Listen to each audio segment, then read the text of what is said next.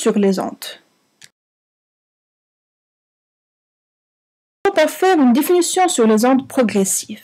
Une onde progressive est le phénomène de propagation d'une perturbation dans un milieu, modifiant temporairement ses propriétés, la célérité, la position et l'énergie. Après le passage de la perturbation, le milieu reprend ses propriétés initiales. Il n'y a pas de transport de matière, mais un transfert d'énergie. Quand vous voyez sur la figure, on a une courbe donc qui parle de la grandeur physique liée à la propagation de l'onde par rapport au temps.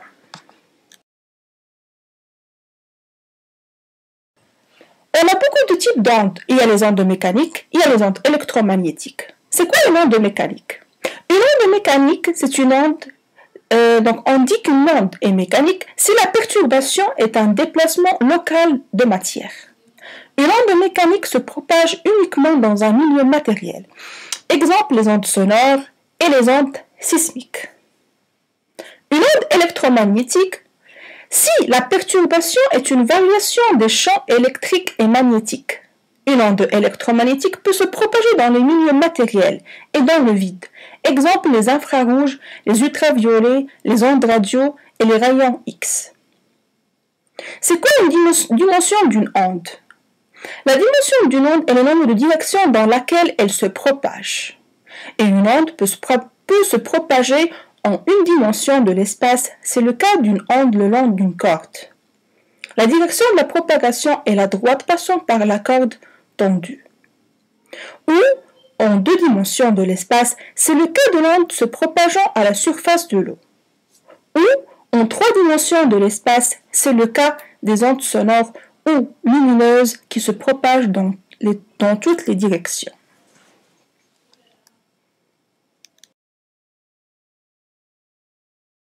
On va maintenant voir la définition d'une onde transversale. Une onde est dite transversale si la perturbation s'effectue dans une direction perpendiculaire à celle de la propagation de l'onde.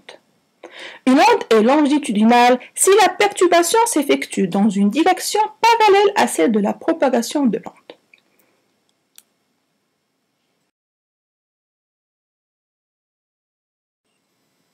Une onde progressive est périodique lorsque la perturbation se reproduit à l'identique à un intervalle de temps égaux appelé période temporelle, notée T.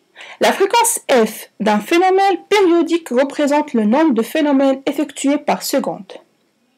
On a la relation entre la fréquence et la période.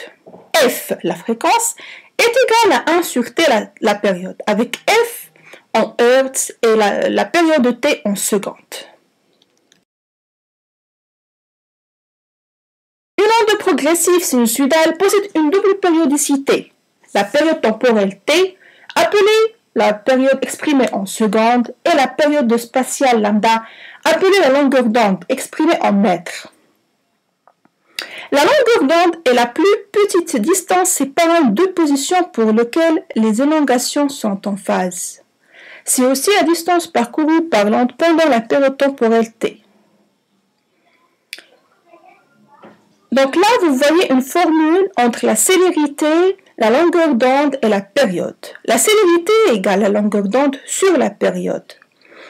La célérité, c'est en mètres par seconde. La longueur d'onde, c'est en mètres et la période en secondes. Et on peut même écrire que la célérité, c'est la longueur d'onde fois la fréquence. On remplace juste la période par 1 sur f, vu qu'on a vu la relation entre la fréquence et la période, qui dit que f est égal à 1 sur t.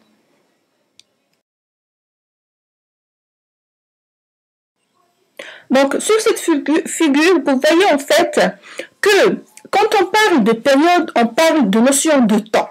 Et quand on parle de longueur d'onde, on parle de notion de distance.